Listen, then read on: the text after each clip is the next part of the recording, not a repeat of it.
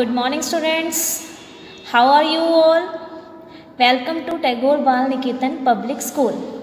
So students, in previous class we will study about nutrition in plants. This chapter will be started ना. तो हमने जो पढ़ा था न्यूट्रिशन क्या होता है और आज की वीडियो में हम स्टार्ट करने वाले हैं requirements for photosynthesis. Last time आपको बताया गया था कि फोटोसिंथेसिस क्या होता है, वो प्रोसेस जिसके थ्रू जो है प्लांट्स अपना खाना खुद से प्रिपेयर करते हैं। ठीक है, तो अपना खाना वो खुद से प्रिपेयर करते हैं अगर, तो उनको कुछ तो रिक्वायरमेंट चाहिए होंगी कि कौन सा रॉ मटेरियल यूज़ करके वो अपना खाना खुद से बना पाते हैं। तो यहाँ आज हम यही डिस्कस करने वाले हैं कि फोटोसिंथेसिस की रिक्वायरमेंट क्या है। तो फर्स्ट ऑफ ऑल जो है क्लोरोफिल, जो आप प्लांट्स का स्ट्रक्चर देखते हो उसमें जो लीव्स होते हैं, आपको पता है कि लीव्स का जो कलर है वो कौन सा होता है, ग्रीन कलर के लीव्स होते हैं ना। ग्रीन कलर के जो लीव्स हैं वो किस वजह से हैं, क्योंकि उसमें एक ग्रीन कलर का पिगमेंट प्रेजेंट होता है जिसका नाम क्या है, क्लोरोफिल। ठीक है, और उसमें एक स्पेशल स्ट्रक्चर है, उसे बोलते हैं हम क्लोरोप्लास्ट, जिसकी हेल्प से प्लांट्स जो हैं अपना खाना खुद से प्रिपेयर कर पाते हैं। ठीक है, तो सबसे पहली रिक्वायरमेंट फोटोसिंथेसिस के लिए क्या हुई कि ग्रीन प्लांट्स ही अपना खाना खुद से बना पाएंगे। ग्रीन प्लांट्स ही क्यों बना पाएंगे, और क्योंकि ग्रीन प्लांट्स के पास क्या है, क्लोरोफिल है। ओके, इसी तरह से जो क्लोरोफिल है उसका कलर क्या है, ग्रीन। सो अगर आपको प्लांट ग्रीन कलर के नज़र आ रहे हैं उनके लीव्स, तो वो सिर्फ किस वजह से, क्योंकि उनमें क्लोरोफिल है। तो ग्रीन प्लांट्स को जिनमें लीव्स हैं ग्रीन कलर के, उन्हें हम क्या बोलते हैं, फूड फैक्ट्री ऑफ प्लांट्स।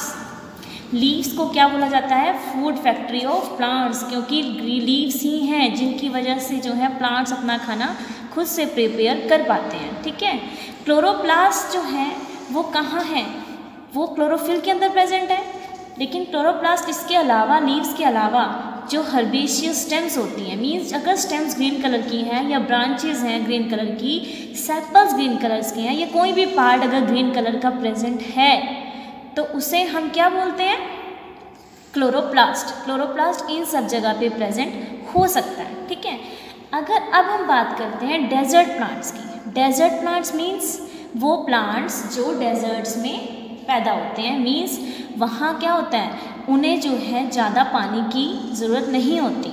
ठीक है, ऐसे प्लांट्स होते हैं, वो डेजर्ट प्लांट्स हैं।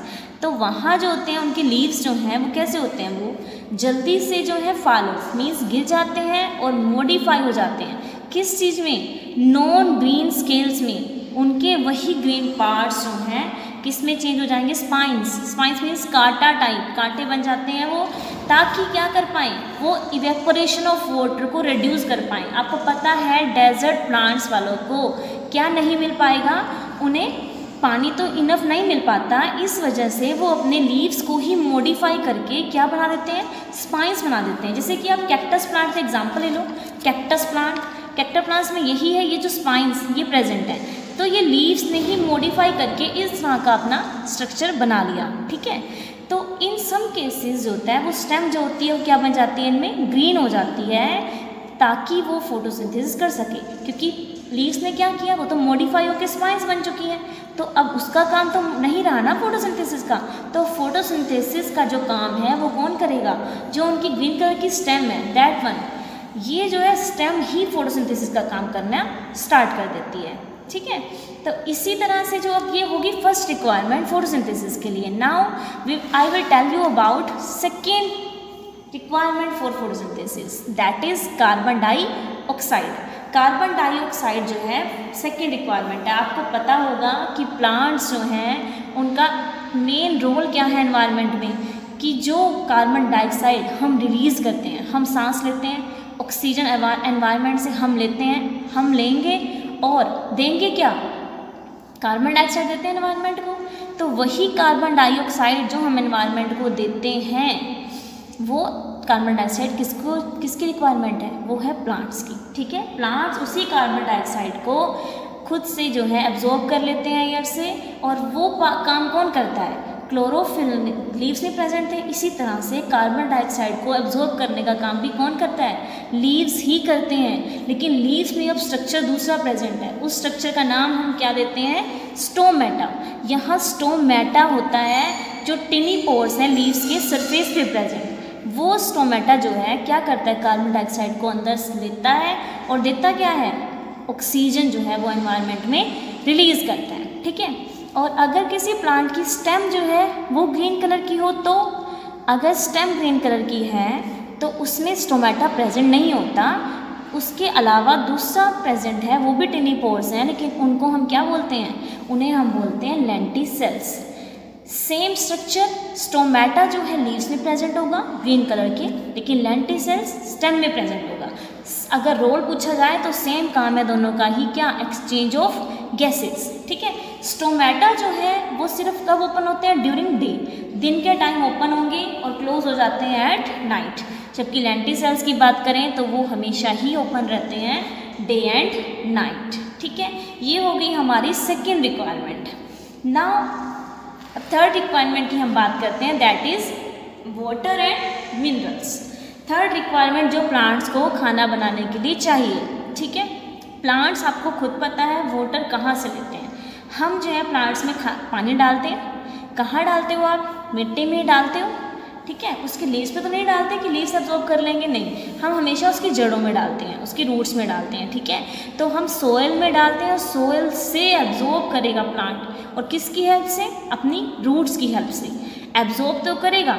एब्जॉर्ब करने के बाद उसे भेज कहाँ देगा, ट्रांसपोर्ट कहाँ कर देगा उसे, लीव्स को ही, क्योंकि हम अभी लास्ट में पढ़ के आए हैं कि लीव्स ही क्या है, फूड फैक्ट्री ऑफ प्लांट्स हैं। तो प्लांट फूड फैक्ट्री है ना, प्लांट्स खाना कौन बना रहा है, लीव्स बना रहे हैं। तो लीव्स ने अगर खाना बनाना है तो पानी भी कहाँ तक पहुँचाएगा, वो भी लीव्स तक ही पहुँच पाएगा। ठीक है, तो प्लांट्स के पास लॉन्ग पाइप होते हैं, लॉन्ग पाइप टिश्यूज से प्रेजेंट है, उनको हम बोलते हैं जाइलम वेसल्स, जिससे रूट से लीव्स तक खाना पहुँच पाएगा, वो जाइलम वेसल्स की वजह से पहुँच पाएगा। ठीक है, फिर वहाँ से जो है वाटर और जो मिनरल डिजॉल्व हुए हैं वो स्टेम, ब्रांचेस, वो हर पार्ट में पहुंचा दिया जाता है। ठीक है, और network of veins in leaves contain xylem vessels.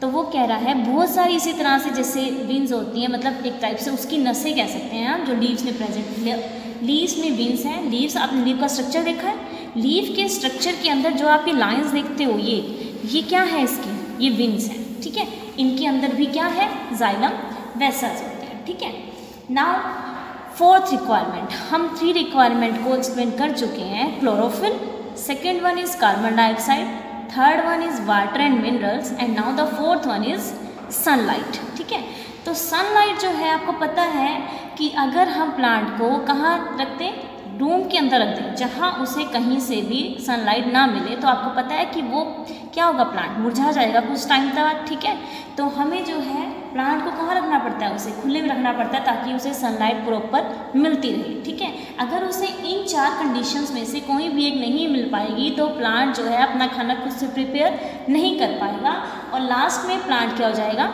Dead हो जाएगा। ठीक है, तो सन जो है उसे एनर्जी देता है ताकि वो अपना खाना खुद से बना सके। आपको पता है सनलाइट जो है वो कितने कलर्स का कॉम्बिनेशन है, जो सनलाइट होती है वो 7 कलर्स का कॉम्बिनेशन होती है, 7 कलर्स वो हैं विबग्योर नाम से जाने जाते हैं। आपको 7 कलर्स बता सकते हैं, violet, indigo, blue, green, yellow, orange and red. These 7 colours are combination of sunlight. ठीक है, तो अगर हम बात करें इन 7 कलर्स में से जो ब्लू एंड रेड लाइट है वो मोस्ट इफेक्टिव है फॉर फोटोसिंथेसिस के लिए, सबसे ज़्यादा ज़रूरी है। ठीक है, तो स्टूडेंट्स हमने जो है आज क्लास में ये 4 रिक्वायरमेंट्स को पढ़ा है। इसी तरह से आपकी बुक में एक्टिविटीज़ गिवन है, हम एक्टिविटीज़ की हेल्प से ये प्रूव कर सकते हैं कि हाँ, ये जो 4 रिक्वायरमेंट है सच में ही इनके बिना जो है प्लांट अपना खाना खुद से प्रिपेयर नहीं कर पाएगा। ठीक है, तो स्टूडेंट्स आपको ये अपनी बुक से रीड आउट करना है। ठीक है, और अगर आपको कहीं भी कोई डाउट है तो आप उसको अंडरलाइन करके रखें ताकि आप उससे नेक्स्ट क्लास में डिस्कस कर सकें। ओके, होप सो स्टूडेंट्स आपको सब कुछ समझ आया होगा। नेक्स्ट क्लास में हम फिर मिलते हैं, तब तक के लिए have a nice day, bye bye. Okay students.